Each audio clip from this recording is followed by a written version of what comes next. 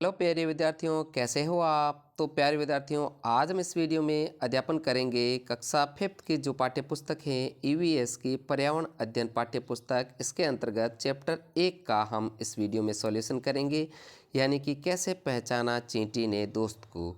इस पाठ से संबंधित प्रश्नों के उत्तर को हम इस वीडियो में जानेंगे। तो बच्चों, हो जाओ तैयार, शुरू करते हैं कैसे पहचाना चींटी ने दोस्त को के प्रश्न उत्तर देखते हैं। साथियों, सबसे पहले 1 नंबर जो प्रश्न है, क्या तुम्हारे साथ ऐसा कभी हुआ है। इसके तहत क है जो प्रश्न, तुम स्कूल के मैदान में बैठे खाना खा रहे हो और चील आकर फुर्ती से तुम्हारी रोटी ले गई। तो इसका उत्तर होगा हाँ। अपने अनुभव के आधार पर आपको लिखना हाँ ऐसा हुआ है, और नहीं है तो नहीं ऐसा आप लिख सकते हो। नेक्स्ट है ख, तुम एक सोए हुए कुत्ते के पास से गुजरे और झट से उसके कान खड़े हो गए। तो यह तो आमतौर पर सभी के साथ होता है, तो इसका उत्तर है हाँ। जब भी हम सोए हुए कुत्ते के पास से गुजरा हूँ तो उसके कान खड़े हो गए हैं। नेक्स्ट बच्चों, खाते समय तुमसे कुछ मीठा जमीन पर गिर गया और कुछ ही पल में वहाँ चींटियों का झुंड इकट्ठा हो गया। तो इसका उत्तर होगा हाँ। मीठा गिरते ही कुछ ही पल में चींटियों का झुंड है जो वहाँ पर इकट्ठा हो जाता है।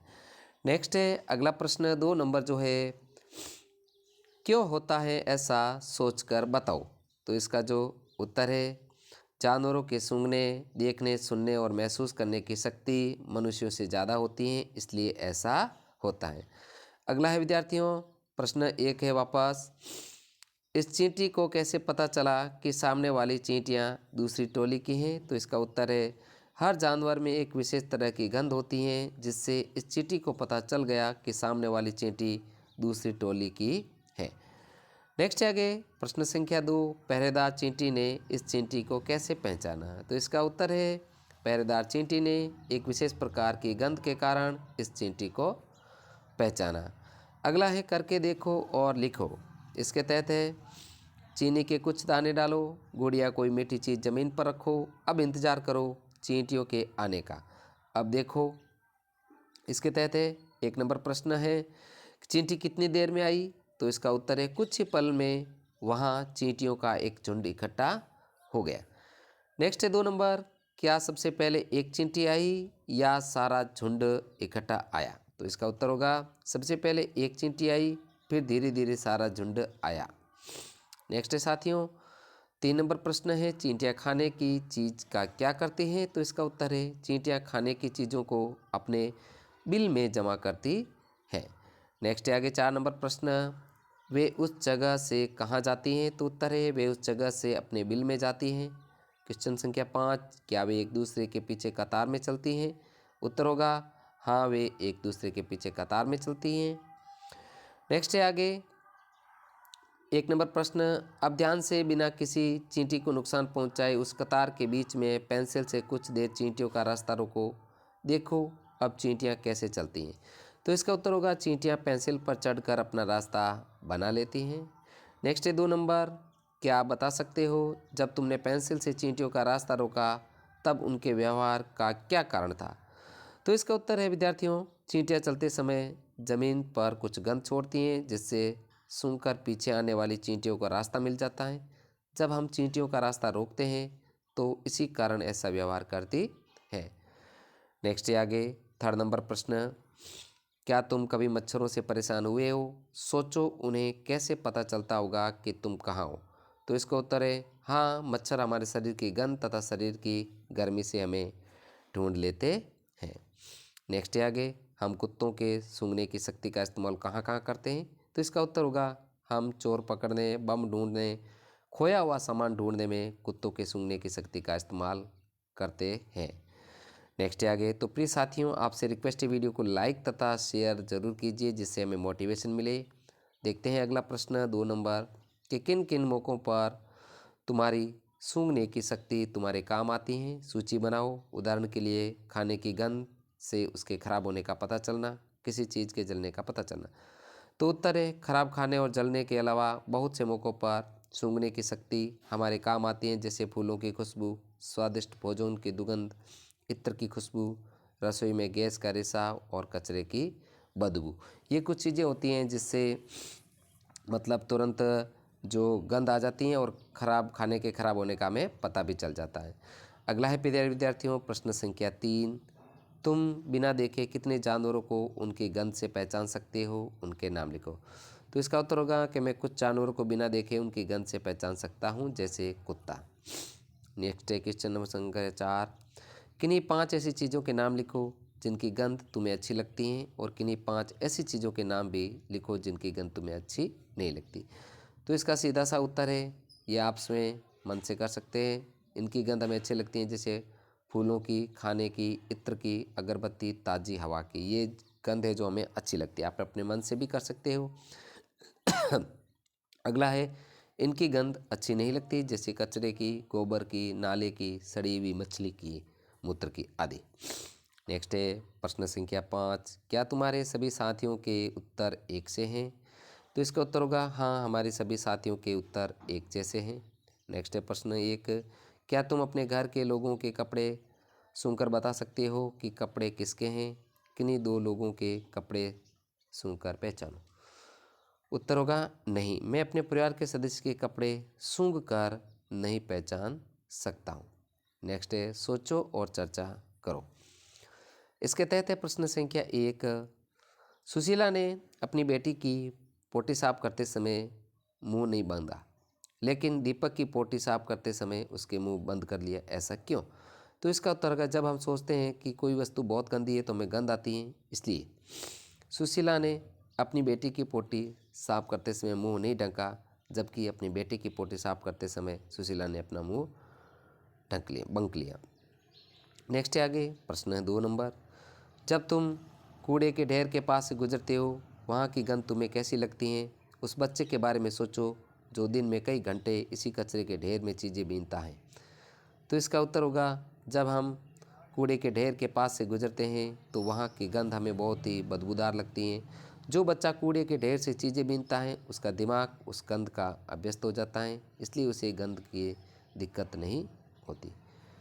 नेक्स्ट है आगे प्रश्न संख्या 4, क्या गंध का अच्छा या बुरा होना सभी के लिए एक जैसा होता है? इस पर हमारी सोच का असर पड़ता है। उत्तर होगा अच्छा गंध सभी को अच्छा लगता है तथा खराब गंध सभी को खराब लगता है, परंतु सोच का भी असर गंध पर पड़ता है। नेक्स्ट साथियों पुनः 1 नंबर प्रश्न है, किसी ऐसे पक्षी का नाम लिखो जिसकी आंखें सामने की तरफ होती हैं। तो इसका जो उत्तर होगा उल्लू। नेक्स्ट है प्रश्न संख्या 2, कुछ पक्षियों के नाम लिखो जिनमें आंखें सिर के दोनों तरफ होती हैं। इन पक्षियों की आंखों का आकार उनके सिर की तुलना में कैसा होता है? उत्तर है कौवा, कबूतर, चील, गोरैया की आंखें सिर के दोनों तरफ होती हैं। इनकी आंखें सिर की तुलना में बहुत छोटी होती हैं। नेक्स्ट है प्रिय विद्यार्थियों प्रश्न है वापस 3, क्या तुम बिना गर्दन घुमाए अपने साथी के एक्शन को देख पाते हैं? तो इसका उत्तर होगा मैं बिना गर्दन घुमाए अपने साथी के एक्शन को नहीं देख सकता हूँ। नेक्स्ट है आगे प्रश्न संख्या 4, अब दोनों आंखें खोलकर बिना गर्दन घुमाए दाईं तरफ खड़े साथी के एक्शन को देखो। तो इसका उत्तर होगा बिना गर्दन घुमाए अपनी दोनों आंखों से मैं अपने दाईं तरफ खड़े साथी के एक्शन को देख सकता हूँ। प्रश्न है 5, दोनों तरीकों से देखने पर क्या अंतर पाया? तो इसका उत्तर होगा एक तरफ में बिना गर्दन घुमाए साथी के एक्शन को नहीं देख पाता हूँ, जबकि दूसरे तरीके से मैं बिना गर्दन घुमाए अपने साथी के एक्शन को देख पाता हूँ। नेक्स्ट है पुनः प्रश्न संख्या 1, अब गेंद या छोटा सिक्का उछालकर पकड़ने का खेल खेलो। एक बार दोनों आंखें खोलकर और एक बार आंख बंद करके किस स्थिति में उसे पकड़ना आसान लगा? तो उत्तर होगा दोनों आंखें खोलकर गेंद और सिक्का पकड़ना आसान होगा। नेक्स्ट है प्रश्न संख्या 2, सोचो अगर पक्षियों की तरह तुम्हारे आंखें तुम्हारे कान की जगह होती तो क्या होता?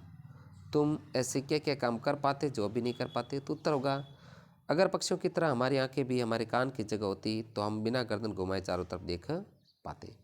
नेक्स्ट है प्रश्न 3, क्या तुम सोच सकते हो जमीन पर पड़ी हुई एक रोटी चील को कितनी दूर से दिखाई देती जाती?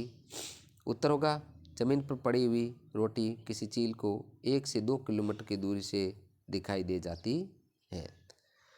नेक्स्ट है 10 जानवरों के नाम लिखो जिनके कान दिखते हैं। तो उत्तर आप मन से भी लिख सकते हैं, जैसे गाय, हाथी, कुत्ता, बकरी, घोड़ा, खरगोश, भैंस, हिरण, बिल्ली, गधा आदि। ये प्रमुख 10 जानवर हैं। नेक्स्ट है अगला प्रश्न, कुछ जानवरों के नाम लिखो जिनके कान हमारे बाहरी कानों से बड़े होते हैं। जैसे हाथी, खरगोश, चूहा, गाय आदि के कान हमारे बाहरी कानों से बड़े होते हैं। नेक्स्ट है प्रश्न, तुम्हें क्या लगता है क्या जानवरों के कान के आकार उनके सुनने की शक्ति में कुछ संबंध है? तो उत्तर होगा जानवरों के कान के आकार और उनके सुनने की शक्ति में बहुत गहरा संबंध है। जिन जानवरों के कान बड़े होते हैं उनके सुनने की क्षमता अधिक होती है। अब अगला है करके देखो। इसके तहत है प्रश्न संख्या 4, स्कूल में कोई शांत जगह ढूंढो, वहाँ एक बच्चा धीरे से बोले तथा बाकी बच्चे ध्यान से सुने। कहो कि बच्चा फिर से उतनी ही धीरे बोले। इस बार बाकी बच्चे अपने कानों के पीछे अपने हाथों को रखकर सुने। किस बार आवाज़ ज़्यादा साफ सुनाई दी? अपने साथियों से पता करो। तो हाथों को कान के पीछे रखकर आवाज़ ज़्यादा साफ दिखाई देती है। नेक्स्ट है प्रश्न, तुम अपने कानों पर हाथ रखकर कुछ बोलो, उतनी ही आवाज़ सुनाई देती? हाँ, मुझे उतनी आवाज़ सुनाई देती। अगला प्रश्न है, एक बार डेस्क को बजाओ, कैसी आवाज़ आती है? डेस्क बजाने से ठक ठक की आवाज़ सुनाई देती है। नेक्स्ट साथियों प्रश्न है जो अगला प्रश्न 2 है, अब जैसे चित्र में दिखाया वैसे ही डेस्क पर कान लगाओ, एक बार फिर अपने हाथ से डेस्क बनाओ, कैसी आवाज़ आती है क्या दोगे? तो डेस्क पर कान लगाकर डेस्क बजाने से आवाज़ ज़ोर से सुनाई देती है। क्या तुम कुछ जानवरों की आवाज़ें समझ सकते हो किस किस की? मैं किसी भी जानवर की आवाज़ को नहीं समझ सकता हूँ। नेक्स्ट है आगे, क्या कुछ जानवर तुम्हारी भाषा को समझ सकते हैं? कौन कौन से? तो हाँ, केवल कुछ पालतू जानवर ही हमारी भाषा को समझ, जैसे कुत्ता, बंदर, तोता। नेक्स्ट है प्रश्न, क्या तुमने कभी ध्यान दिया कि सर्दियों के दिनों में अचानक ये छिपकलियाँ कहीं गुम हो जाती हैं? सोचो ऐसा क्यों करती होगी? हाँ, मैंने ध्यान दिया, सर्दियों में अचानक छिपकलियाँ गुम हो जाती हैं, वे लंबी गहरी नींद में चली जाती हैं। नेक्स्ट है, चित्र में कुछ जानवरों के सोने के समय को दिखाया गया है। हर चित्र के नीचे लिखो जानवर एक दिन में कितने घंटे सोता है।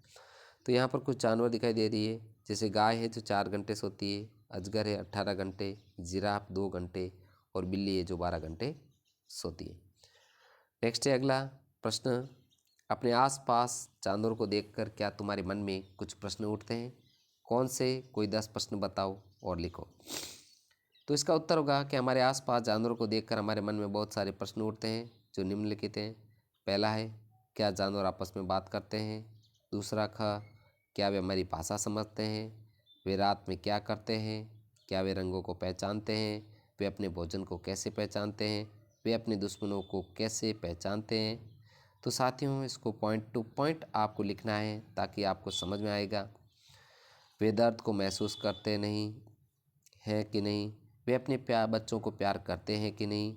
वे अपना दोस्त कैसे बनाते हैं? जब उनके बच्चे घायल होते हैं तो वे क्या करते हैं?